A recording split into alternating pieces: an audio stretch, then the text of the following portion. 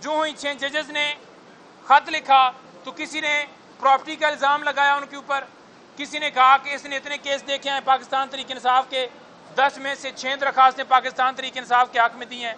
तो ये सारे प्रोपेगेंडे हैं।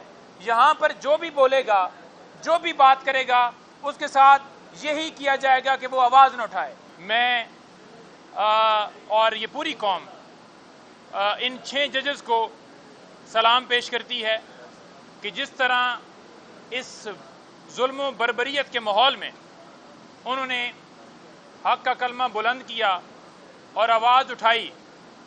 किसी जस्टिस के लिए, किसी भी ऑफिसर के लिए, कोई भी किसी ओहदे पे बैठा हो, बड़ा मुश्किल होता है कि उसका स्टैंड लेना, लेकिन जिस तरह इन्होंने स्टैंड लिया है और इससे पहले chief justice of Islamabad high court को आगाह किया, जिस पर उन्होंने अपने भाइयों को इंसाफ नहीं दिया और तौहीन अदालत की कार्रवाई नहीं की।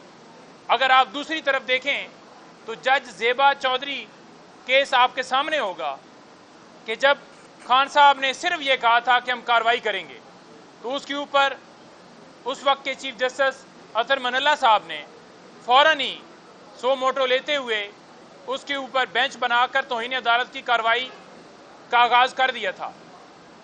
तो उस वक्त जब लोअर जुडिशरी का मामला आया तो एक उनकी जो नीचे एक जज हैं उनके हवाले से बात हुई तो उन्होंने फौरन ही उसके ऊपर एक्शन ले लिया। तो क्यों चीफ जस्टिस साहब ने इसके ऊपर एक्शन नहीं लिया? और इसके बाद उन्हीं 6 जजेस ने सुप्रीम कोर्ट के चीफ जस्टिस ऑफ पाकिस्तान को यही गुजारिश की, लेकिन उसके ऊपर भी कोई एक्शन नहीं लिया गया। और यही बात हम देख रहे हैं कि ओवरऑल आज तक पाकिस्तान तहरीक इंसाफ हो, इमरान खान साहब के केसेस हों, इसी तरह से अदालतों को मजबूर किया जाता रहा।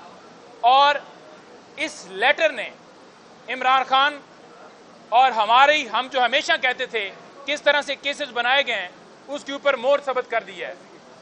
300 वकला के खतूत ने और जस्टिस रिटायर तसद्दुक गिलानी के बेटे वो भी उसमें शामिल हैं, जिन्होंने यही कहा कि सो मोटो लिया जाए। तो हम ये गुजारिश कर रहे हैं कि जब 6 जजेस ने लेटर लिख दिया था तो उस वक्त क्यों उस सो कॉल्ड वज़ीर आज़म को बुलाकर उसके साथ मुशावरत करके फिर उसे ये कह दिया गया था कि अदलिया आपके सामने बिछाई जाती है। रियासत के अदलिया और इंतज़ामिया 2 अलग अलग सतून हैं। तो आपने देखा कि अदलिया को इंतज़ामिया के नीचे लिटाया गया।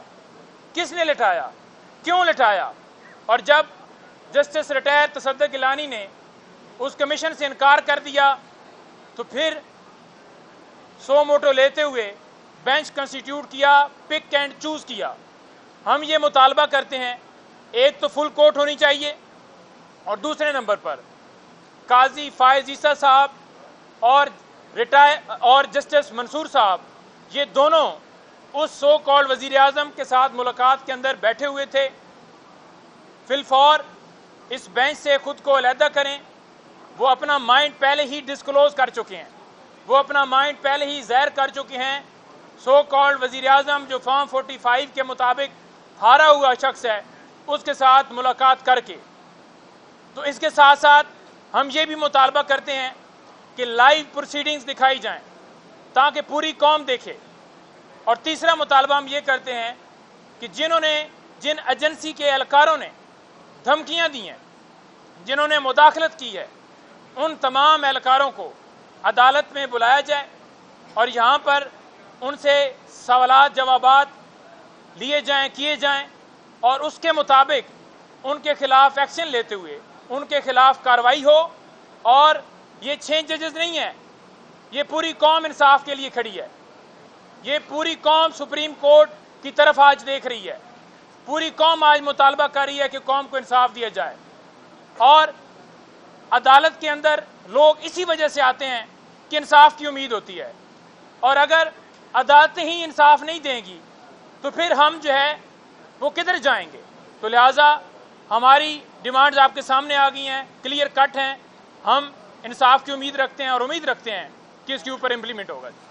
अता साहब ये बताइएगा, कल वज़ीर इत्तलात अता तारड़ साहब ने एक ट्वीट किया है, उन्होंने कहा है कि पीटीआई जो है वो अदलिया को लड़ाने की साजिश कर रही है और इस वक्त जो है पीटीआई लड़वाने की कोशिश कर रही है। कहीं ये रेशम वाला मुद्दा आपके ऊपर डालने के लिए तो नहीं सब कुछ किया जा रहा है? देखें, बात यह है कि इसको गलत रंग दिया जा रहा है कि ये पीटीआई का मसला है। ये मसला पाकिस्तान तहरीक इंसाफ का नहीं है, ना ही वो 6 जजेस पाकिस्तान तहरीक इंसाफ ने अपॉइंट किए। आप ये बता दें कि किस केस के अंदर ऐसा कोई गैर कानूनी ऑर्डर जो है पाकिस्तान तहरीक इंसाफ के हक में पास किया गया। हमेशा अदालतों की तरफ ये रिमार्क्स आए कि अगर आप प्रेस कॉन्फ्रेंस करेंगे तो आपको छोड़ दिया जाएगा।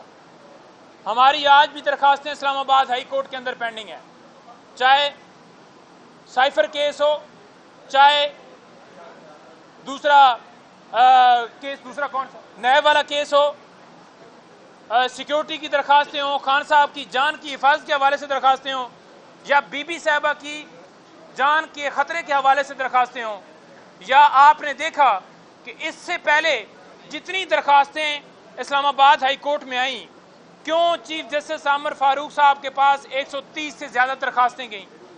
क्या वजह थी? उस वक्त तो अता तारड़ साहब ये दूसरे नहीं बोले, और ये गलत रंग दिया जा रहा है। ये मसला पाकिस्तान का है, ये मसला जो है इस पाकिस्तान के मसले को पीटीआई के साथ ना जोड़ा जाए। सिर्फ उन जजेस के खिलाफ, देखें यहाँ पर जो बोलता है उसको गद्दार डिक्लेयर कर दिया जाता है। आपने देखा कि कमिश्नर रावलपिंडी ने जब बयान दिया तो फौरन ही उसे अगवा करके फिर उससे बयान जो है उसकी तरदीद करवाई गई। और इसी तरह से जो ही 6 जजेस ने खत लिखा तो किसी ने प्रॉपर्टी का इल्ज़ाम लगाया उनके ऊपर, किसी ने कहा कि इसने इतने केस देखे हैं पाकिस्तान तहरीक इंसाफ के, 10 में से 6 दरखास्तें पाकिस्तान तहरीक इंसाफ के हक में दी हैं। तो ये सारे प्रोपेगेंडे हैं। यहाँ पर जो भी बोलेगा, जो भी बात करेगा, उसके साथ यही किया जाएगा कि वो आवाज़ न उठाए। और दूसरे नंबर पर यही PMLN हो, पीपल्स पार्टी हो, या दीगर जितनी जमातें हों, जब भी इदारों की तरफ से मुदाखलत की गई तो उस वक्त यहाँ पर खड़े होकर इन्होंने कहा जी कि देखें जी अदलिया के ऊपर हमला किया जा रहा है, अदलिया के अंदर इन्वॉल्वमेंट की जा रही है, ये एजेंसियां यूं कर रही हैं, ये कर। इस वक्त क्योंकि वो बेनिफिशरी हैं, उनको फॉर्म 47 के अंदर 10 रुपए की पेंसिल के साथ धांधली करके बनाया गया है, तो लिहाजा वो कहते हैं कि जो जज, जो शख्स जो भी बात करेगा वो गद्दार होगा, और जो उनकी चोरी डाके के ऊपर पर्दा डालेगा वो मुहिब वतन पाकिस्तानी है।